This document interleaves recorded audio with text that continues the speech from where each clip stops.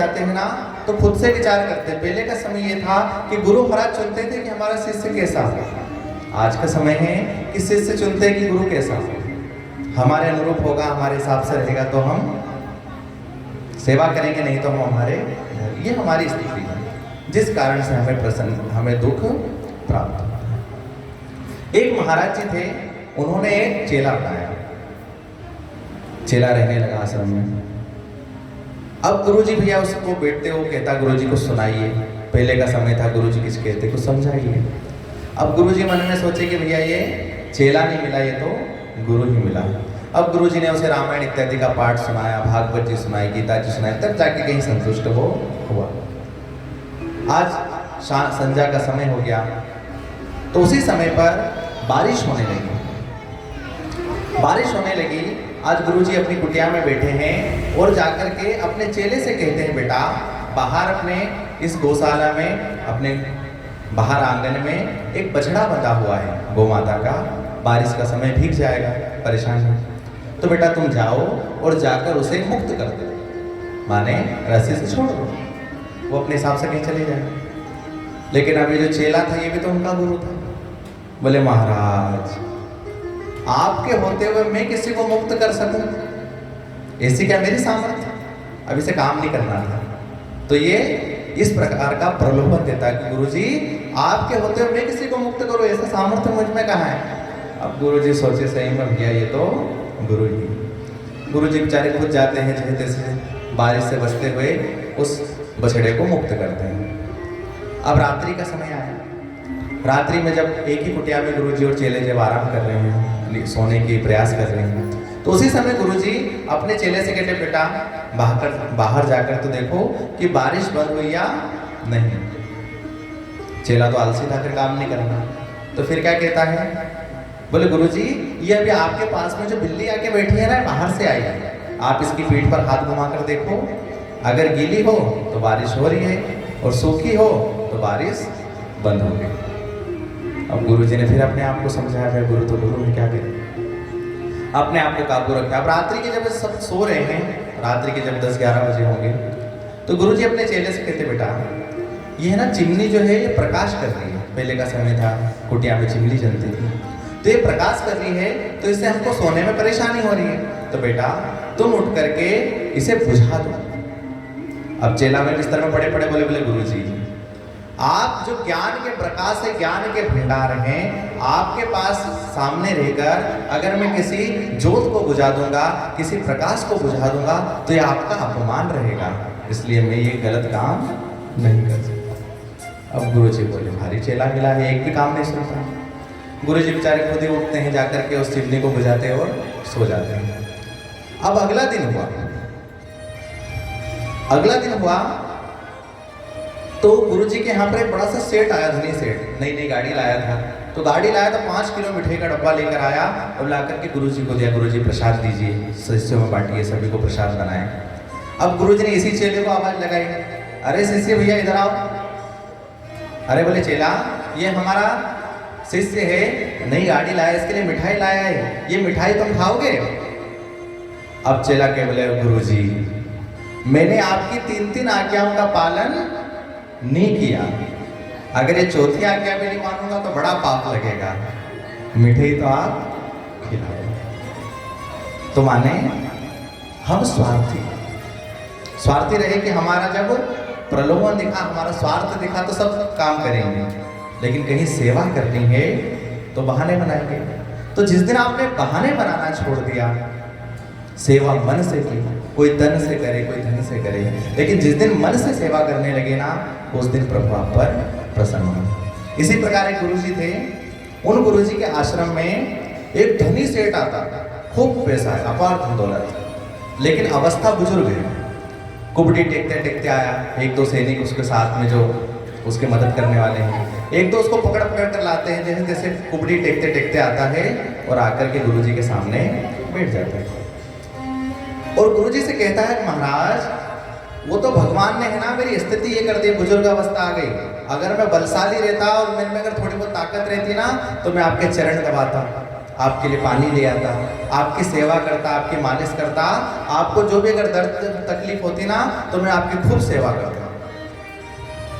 अब गुरु जी कहते अच्छी बात है भैया, अभी खुद को संभाल लो, मेरी कहाँ सेवा करोगे, बैठे रहो। उसके जाने के बाद एक बलवान आता, अच्छा पहलवान को हष्ट पुष्ट, वो आए गुरु जी के चरणों में बैठे। अब वो बेचारा बड़ा गरीब था, तो वो गुरु जी से कहे गुरु जी वो तो मेरे पास धन नहीं है, न तो मैं आपके लिए बढ़िया कुटिया की व्यवस्था कर देता, आपके अनाज भंडार भर देता, आपको किसी भी चीज की आवश्यकता नहीं लगती। अब गुरु जी भी सोचे कि जिसके पास जो नहीं है वो देने की बात कर रहे हैं। बूढ़ा आदमी कह रहा है कि अगर मैं जवान होता तो हाथ पांव दबा देता, उसके पास धन है लेकिन वो धन नहीं दे रहा। और इधर ये बलवान है तो भैया सेवा कर सकता है तो धन की बात करता है। तो यही होता है कि जब हमें काम नहीं करना होता तब हम भगवान बहाने बनाते हैं, और जब कर्म करना होता है तो सारे काम छोड़ करके हम भगवान सेवा में लग जाते हैं। तो गुरु बनाए तो सेवा में बनाए, भाव में बनाए। गुरु में फिर ये विकल्प ना देखें कि ऐसे हैं वैसे हैं क्या करते हैं, लेकिन अगर हमने गुरु निष्ठा से मान लिया ना तो उनमें पूर्ण मन भाव से उनकी सेवा को करनी है। धन की स्थिति अच्छी हो तो धन से सेवा की जाए, धन नहीं हो तो श्रम दान किया जाए। आश्रम, जैसे आपने शब्द सुना हो आश्रम, आश्रम क्यों, आश्रम को आश्रम क्यों कहते हैं? जहां पर आकर आप श्रम करें वो आश्रम। माने आप किसी गुरु महाराज के आश्रम जाओ तो वहाँ इंतजार मत करो कि आपके लिए चाय आ जाए, आपके लिए पानी आ जाए। आश्रम माने श्रम दान करना है, तो वहाँ पर जाकर के आपसे जो बने आप वहाँ झाड़ू कचरा करते, सफाई करते, गुरु महाराज की चरणों की सेवा करते, उनके लिए फूल ले आए, उनकी सेवा करें। इसीलिए उसको कहा है आश्रम, माने आकर के श्रम करो। क्योंकि व्यक्ति अभिमान के कारण हो सकता है घर पे काम नहीं करे। हम में से कुछ भी ऐसे भी हैं जो भैया सासू बन गए, ससुर जी बन गए, तो घर पर तो हम काम नहीं करते कि हम काम करेंगे बहू बेटा क्या बोलेंगे, नहीं करते काम। लेकिन एक आश्रम ऐसा है, वहाँ जाकर आप अपने अभिमान को छोड़कर, अपने धन संपदा को छोड़कर प्रेम से श्रम दान करें, उसी को कहा आश्रम। तो जब भी आप कभी अपने कहीं आश्रम जाते हैं, नर्मदा किनारे जाएं या जो भी आपके आश्रम हो, वहाँ जाकर मेहमान की तरह ना जाएं, उसे अपना मान करके प्रेम से श्रम दान करें, वहाँ सेवा करें, तभी उस आश्रम जाने का फल आपको प्राप्त होगा। बोलिए सद्गुरुदेव भगवान की। भाव की प्रधानता, गुरु बनाए भाव से। एक राज्य था, उस राज्य में एक छोटी सी बालिका, छोटी सी राजकुमारी, राजा की बिटिया राजकुमारी, इसके ने कहीं से सुन लिया कि सद्गुरुदेव होते हैं, गुरु होते हैं जो हमारे हर पीड़ा से, परेशानी से हमें मुक्त करते हैं। अभी छोटी सी बालिका के मन में बात हो गई कि मुझे तो गुरु बनाना है। अब राज्य में सारे में बात पहुंच गई, राजकुमारी है, राजा की पुत्री है, एक दूसरे से सुनते सुनते एक छोटी सी बालिका है गुरु बनाना चाहती है। तो उसी समय पर राज्य में चोर था। अब उसे जैसे ही पता चला कि भैया कोई राजकुमारी गुरु बनाना चाहती है, उसका दिमाग चला। उसने सोचा कि इसका गुरु तो अब मैं बनूंगा। अब भैया गुरु होने में समस्या है, आप घर परिवार त्याग दो, सन्यासी हो जाओ तो गुरु। लेकिन बनने में क्या परेशानी, बड़ी बड़ी माला धारण कर ली, बड़ा सा तिलक लगा लिया, दाढ़ी बड़ी कर ली, माथे पे साफा बांध लिया, भगवा कपड़े पहन लिए, सो बन गए गुरु। अब उस चोर ने क्या करा कि वो गुरु बन गया, भगवा कपड़े धारण कर लिए, दाढ़ी कर ली, त्रिकोण लगा लिया बड़ा सा। और चोर तो वैसे भी अपनी बात मनवाने में आगे होता है। तो आज वो चोर जाता है और राजा महाराज को जब मालूम पड़ता है कि कोई बड़े बहुत पहुंचे हुए संत आए हैं, कोई गुरु आए हैं, राजा उनका अवगत करता है, बिठाता है। तो अवगत होती ही बैठते हैं। तो उसी समय पर जब उस छोटी सी बालिका को पता चला कि हमारे राज्य में गुरु जी आए हैं और अपने ही महल में ठहरे हैं, वो बालिका छोटी सी गुरु जी के पास गई, कहा गुरु जी मैं गुरु बनाना चाहती हूँ, आप मुझे अपनी शिष्या स्वीकार करें। अब उस बालिका के मन में सच्ची निष्ठा है, लेकिन ये व्यक्ति जो गुरु बनकर आया है, ये कौन है? चोर है। गुरु जी का भेष धारण करके आया है। तो महाराज आज जब वो आया तो बालिका कहती कि मुझे गुरु बनाना है। तो जो चोर था वो गुरु, जो गुरु महाराज, वो कहते हैं बेटा अरे कोई गुरु दीक्षा ऐसे दी जाती है, अभी तो हमारी सेवा कर, हमें कुछ भोजन करा, कुछ व्यवस्था कर, तब जाकर के हम तुझे गुरु दीक्षा देंगे। अब छोटी सी बालिका जिससे जैसा बनता है वैसा भोजन की व्यवस्था करती है, फल फूल लाती है, गुरु महाराज की सेवा करती है। जब एक दो दिन गुरु महाराज ने चक से खूब खाया पिया, आनंद हो गया, क्योंकि वो तो चोर थे, तो बालिका को बुलाते, बालिका मैं तेरी सेवा से प्रसन्न हो गया, अब मैं तुझे अपनी शिष्या बनाऊंगा, लेकिन क्या जो मैं कहूंगा तू कर सकती है? अब छोटी सी बालिका है, तो उसके मन में तो सच्ची निष्ठा कहती है, हाँ गुरुवर आप जो कहेंगे मैं करूंगी।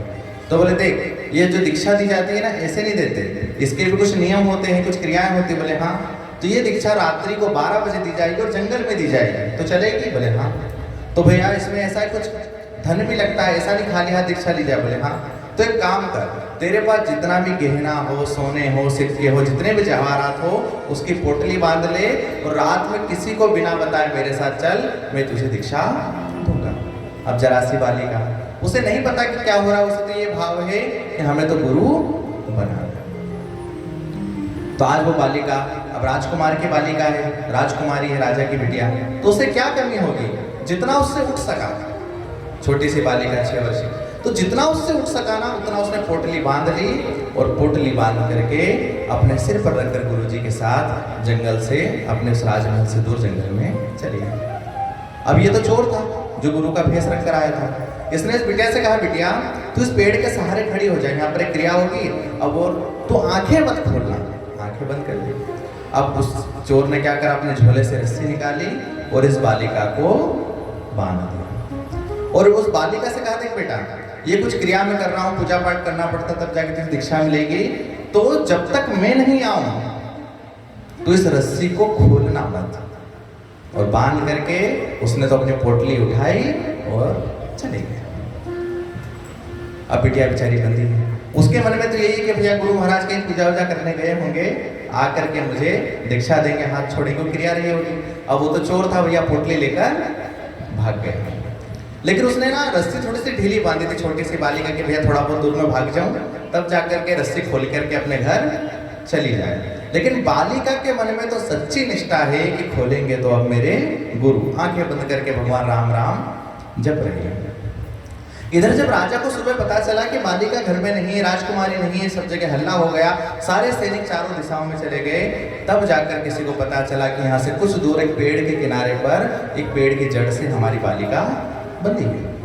सभी दौड़े दौड़े वहां गए, राजा भी गए। राजा ने उसको देखा तो बड़ा क्रोध हुआ, किसी को भी गुरु मान लेती, मैंने कहा था ना किसी पर ऐसे भरोसा नहीं करना चाहिए, तुझमें कुछ अक्ल है नहीं, चल मैं तुझे छोड़ दूं और घर चल।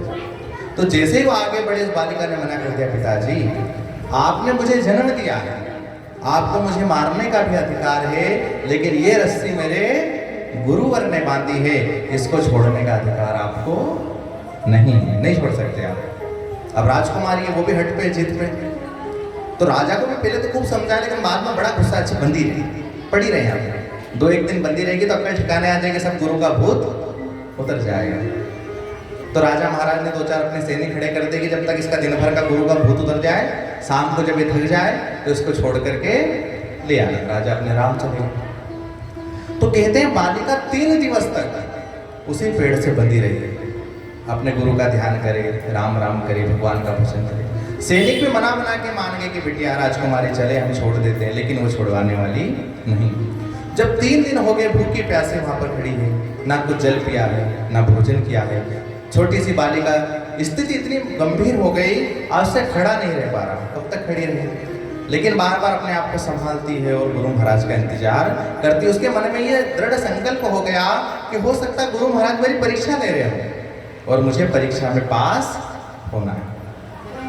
उसी प्रकार से उसी समय वहां से नारद जी जा रहे थे। जब नारद जी ने देखा कि छोटी सी बालिका बंदी है, आसपास सैनिक खड़े हैं, नारद जी पास के कहा, बालिका तुम यहाँ क्या कर रही हो, क्यों बंदी हो? तो आज उस बालिका ने सारी बात नारद जी को बताई। मेरे गुरु जी आए हैं, बांध कर गए हैं, वही आकर छोड़ेंगे। नारद जी इसी बात को लेकर पहुंचे विष्णु भगवान के पास कि प्रभु पृथ्वी पर एक बालिका है, मैंने खुद ने छोड़ने का प्रयास किया, लेकिन वो मेरे हाथों से भी छूटने वाली नहीं। प्रभु श्री हरि विष्णु जो दया के सागर है, दया के भंडार है, उन्हें उस बालिका पर दया आ गई और कहते हैं आज चौथे दिन साक्षात श्री हरि विष्णु पृथ्वी पर उस धरा पर आए। बोलिए श्री विष्णु भगवान की। तो विष्णु भगवान जब आते हैं और आकर के वो कहते हैं कि बालिका वो तो धूर्त था, माने चोर था, वो तुझे बांध कर चले गया, मैं तुझे मुक्त करता हूँ। आज वो बालिका हाथ बंधे हैं और प्रभु से कहती, प्रभु ये संसार आपका बनाया हुआ, हम आपके बनाए हुए, आप चाहो तो मेरे प्राण हर दो, लेकिन ये हाथ छोड़ने का अधिकार तो आपको भी नहीं है। आज प्रभु विष्णु जी सोचे, बताओ कितने संत महंत मुझे बुलाते हैं लेकिन मैं नहीं आता। आज इस बालिका के भाव के लिए आया तो मुझे हाथ नहीं खोलने दे रहे। अब विष्णु जी नारद जी से कहते कि नारद जी जाओ भैया ढूंढो इनके गुरु महाराज कहाँ हैं। अब ये जब मुझसे नहीं सुन रही तो किसी से भी नहीं सुने, ढूंढो गुरु महाराज कहाँ हैं। अब नारद जी ढूंढने निकले। अब उनके गुरु महाराज तो चोर थे भैया, तो वे किसी राजमहल में चोरी करने जा ही रहे थे, पीछे से नारद जी ने उन्हें पकड़ लिया। वहां छोड़ते, महाराज महाराज गलती होगी, नहीं चोरी करवा, नहीं चोरी करवा। अब नारद जी समझाते, भैया रुको रुको, ये सब बाद में, पहले तुम ये बताओ 3-4 दिन पहले किसी बालिका को बांध कर आए थे। अब चोर बोले हाँ बांधा था। तो बोले अभी भी वहीं बंदी है, चलो और चलकर छोड़ो। अब चोर के गुरुजी, मैंने तो उसकी रस्सी को बिल्कुल पतली सी छोटी सी रस्सी बांधी थी, ढीली सी रस्सी बांधी थी कि मैं दूर भाग जाऊंगा तब वो बालिका छूटकर चली जाएगी, अभी तक वहीं बंदी है। अब नारद जी बोले बंदी तो ठीक है, साक्षात भगवान आए हैं, लेकिन वो उनसे भी छूटने वाली नहीं है, चलो। अब उस चोर को तो बेचारे को बड़ी लज्जा है, साक्षात भगवान खड़े हैं। उस बालिका के साथ मैंने विश्वासघात किया है, उसके मन को दुखाया है, मन से झूठ बोला है। अब वो गुरु महाराज को बड़ी दुख हो, माने जो चोर था उसको बड़ी शर्मा, कैसे जाऊं भगवान के सामने। फिर भी अब भगवान बुला रहे, जाना तो पड़ेगा, हिम्मत कर करके गया है। अब जैसे वहां गए तो साक्षात भगवान भी कहते, गुरुजी आओ और अपनी बालिका को मुक्त करो। अब गुरुजी बेचारे डरते डरते, जो चोर थे उसने रस्सी खोली, रस्सी खोल करके हाथ जोड़ते हैं, बालिका क्षमा करना। तो आज उस बालिका की स्थिति क्या है? अब उस बालिका की जगह आप हो तो क्या करोगे? ऐसा कोई आपके साथ कर जाए, 3-4 दिन बांध जाए भूखे प्यासे, तो क्या करोगे? क्रोध ही करोगे। लेकिन आज उस बालिका के मन में निष्ठा क्या थी? ये मेरी परीक्षा थी। और आज जब उसके गुरु ने खोला है तो विश्वास हो गया कि मैं परीक्षा में उत्तीर्ण हुई। तो आज जब जैसे हाथ छूटते हैं ना, तो उसके गुरु महाराज डर के हाथ जोड़े खड़े हैं और एक तरफ श्री हरि विष्णु खड़े हैं। तो आज उस बालिका के मन में क्या है? गुरु गोविंद दोनों खड़े, काके लागू पाए। गुरु गोविंद दोनों खड़े, काके लागू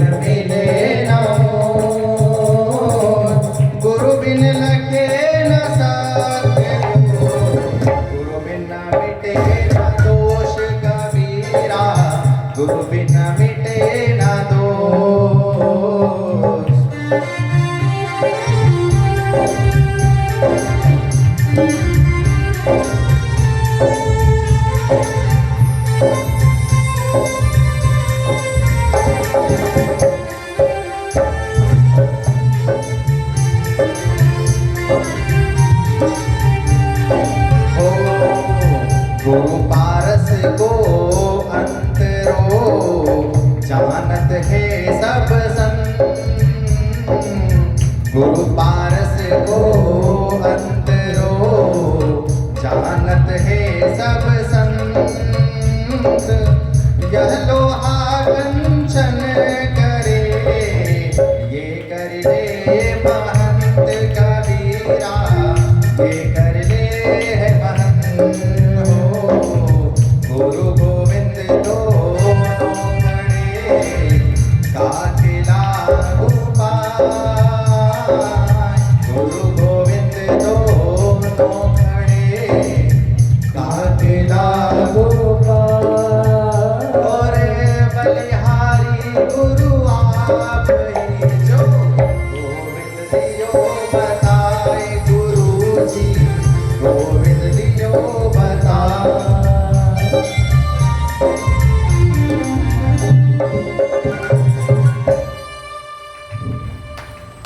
श्री सद्गुरुदेव भगवान की जय हो।